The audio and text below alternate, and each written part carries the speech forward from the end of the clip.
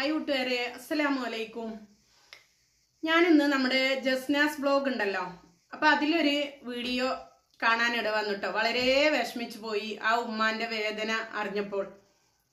അപ്പൊ ആ വീഡിയോ കണ്ട സ്ഥിതിക്ക് നിങ്ങളുമായിട്ട് എൻ്റെ ഒരു അനുഭവം ആയിക്കോട്ടെ, അല്ലെങ്കിൽ കുറച്ച് കാര്യങ്ങൾ നിങ്ങളുമായിട്ട് പങ്കുവെക്കണമെന്ന് എനിക്കൊന്ന് തോന്നി. എനിക്ക് നിങ്ങൾക്കറിയാം കൂടുതലും പെൺമക്കളാണ് ഉള്ളത് എന്നുള്ളത്. അപ്പോൾ നമ്മൾ പ്രസവിച്ച സമയത്ത് എന്ത് കുട്ടിയാണെന്ന് ചോദിക്കുമ്പോൾ പെൺകുട്ടിയാണെന്ന് പറയുമ്പോൾ ഭൂരിഭാഗം പേരും ഇതും പെണ്ണായോ എന്നുള്ള ഒരു മൈൻഡായിരിക്കും.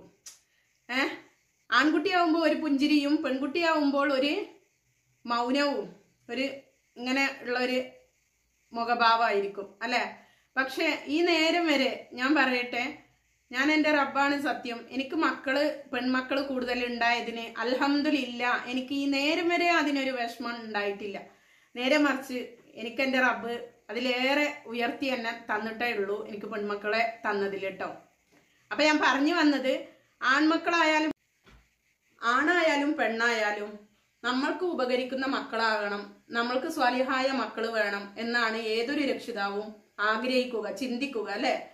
അപ്പോ ഒരു മോനുണ്ടായി കഴിഞ്ഞാൽ, ഏതൊരു ഉമ്മമാരായി കഴിഞ്ഞാലും ഉപ്പമാരായി കഴിഞ്ഞാലും നമ്മുടെ വീടിന് ഒരു താങ്ങും തണലും ഒരു അത്താണിയാണ് എന്നുള്ള ഒരു തോന്നലാണ്.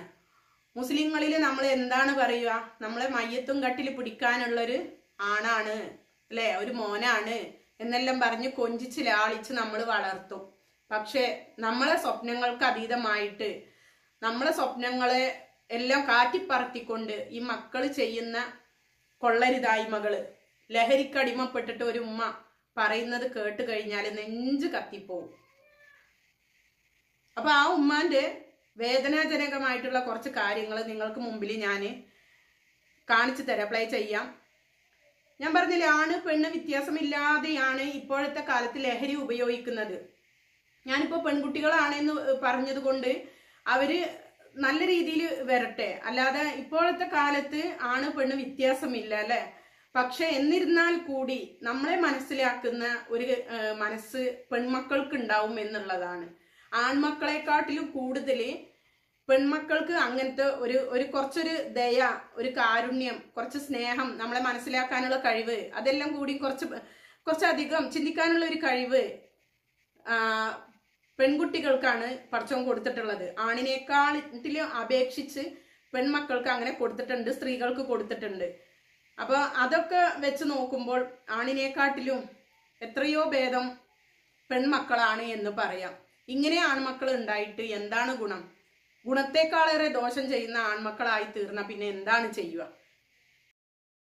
നമ്മളെ ഉമ്മാന്റെ അടുത്ത് എത്തിയിട്ടുള്ളത്. അസ്സലാമു അലൈക്കും. വലൈക്കും അസ്സലാം വറഹ്മത്തുള്ളാഹി വബറകാത്ത്. എന്തൊക്കെയുണ്ട് വിശേഷമൊക്കെ? അൽഹംദുലില്ലാ, റാഹത്താണ്.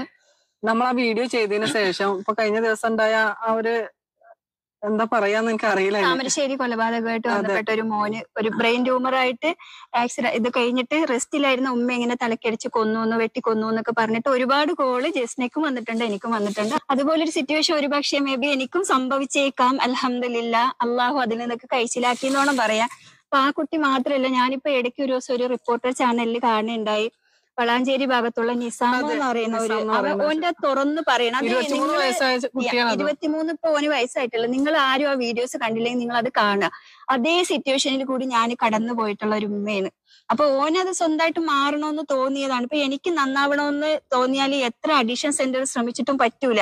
നമ്മൾ തിരിച്ചിറങ്ങുമ്പോ ഈ അഡിഷൻ സെന്ററിൽ വരണതും ഇതിനേക്കാളും ഒരുപാട് ലഹരിക്ക് അടിമപ്പെട്ടിട്ടും പലയുള്ള ആൾക്കാരാണ്. അപ്പൊ അവര് വീണ്ടും കണക്റ്റഡ് ആയിട്ട് പുറത്തിറങ്ങുമ്പോൾ ഒന്നും കൂടി അവര് കലാവ് വീട്ടി വലിക്കും പോലെയൊക്കെ തോന്നലുണ്ട്, ഇരട്ടിയായിട്ട് ചെയ്യലുണ്ട്. അപ്പം നമുക്ക് സ്വയം നന്നാവണം, നമ്മളെ കുടുംബമാണ്, നമ്മളെ ഇമ്മയാണ്, നമ്മളെ സഹോദരങ്ങളാണ്, അല്ലെങ്കിൽ നമ്മളെ സമൂഹത്തിൽ നമുക്ക് നല്ലൊരു മാന്യനായിട്ട് ജീവിക്കണമെന്ന് തോന്നി സ്വയം നന്നായി വരിക, അല്ലാതെ ഇതിന് യാതൊരു സൊല്യൂഷനും വേറെ.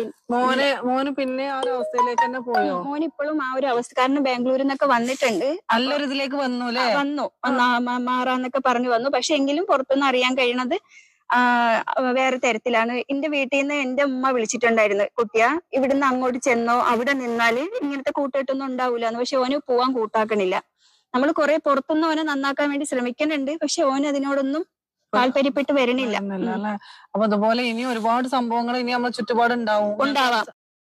കലാവിൽ അതൊക്കെ തട്ടിമാറ്റി ഇൻഷാ അല്ലാഹ് എല്ലാരോടും എനിക്ക് പറയേണ്ട ഒരുപാട് കോൾ എനിക്ക് വന്നിട്ടുണ്ടായിരുന്നു. അപ്പൊ ഈ ഒരു അവസ്ഥയിലൂടെ കടന്നു പോകുന്ന ഉമ്മമാരോട് നമുക്ക് ഇതൊക്കെ പറഞ്ഞു കൊടുക്കാൻ വേണ്ടിയിട്ടാണ് ഞാൻ ഒന്നുകൂടെ കാരണം ആളുകളൊന്ന് ശ്രദ്ധിക്കണം, മക്കൾ ഇങ്ങനത്തെ അവസ്ഥയിലൂടെ പോകുന്നുണ്ടോ. ഉമ്മമാര് മാത്രല്ല, ഭാര്യമാരും ഉണ്ടല്ലോ. ഇപ്പൊ ഈ ഇടയ്ക്ക് ഒരു കൊലപാതകം ഇപ്പോഴും നടന്ന് ലഹരിയുടെ പുറത്താണ്. 3-4 കുട്ടികൾ നമ്മളിവിടെ പരവൂര് ഭാഗത്ത് ചേന്ദമംഗലത്ത്, അതും ലഹരിയുടെ ഉപയോഗത്തിലാണ് ചെയ്തത്. അതുകൊണ്ട് ലഹരി എന്ന് പറയുന്നൊരു വില്ലൻ തന്നെയാണ്.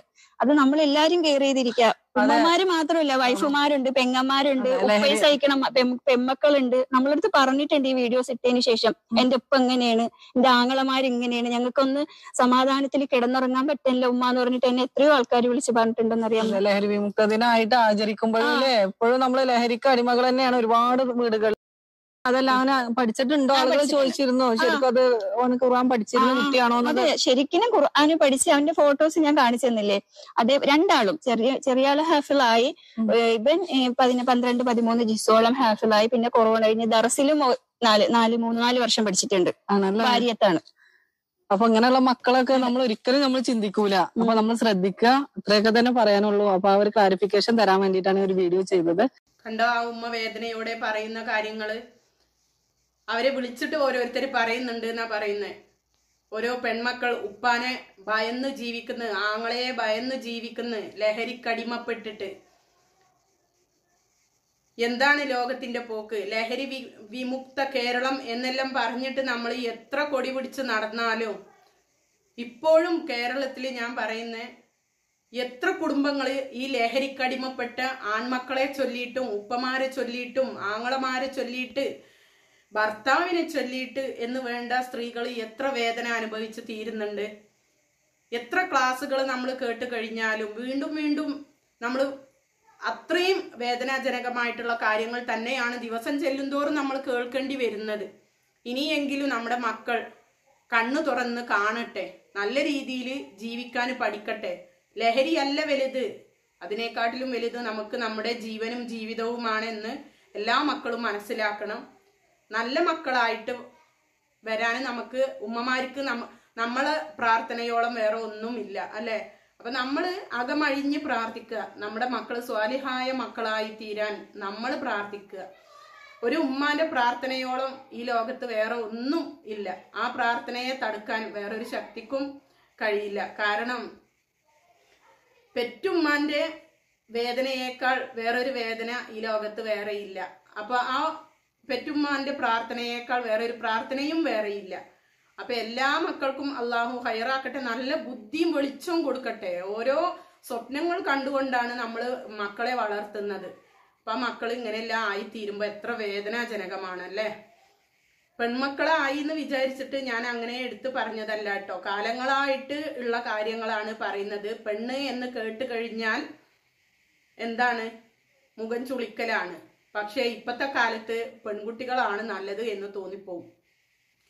എന്തായാലും എല്ലാ മക്കളും നല്ല റാഹത്തിലാവട്ടെ, നല്ല ബുദ്ധിയും ഈമാനും പടച്ചോൻ എല്ലാവർക്കും കൊടുക്കട്ടെ എന്ന് പ്രാർത്ഥിച്ചു കൊണ്ട് നിർത്തട്ടെ. അസ്സലാമു അലൈക്കും.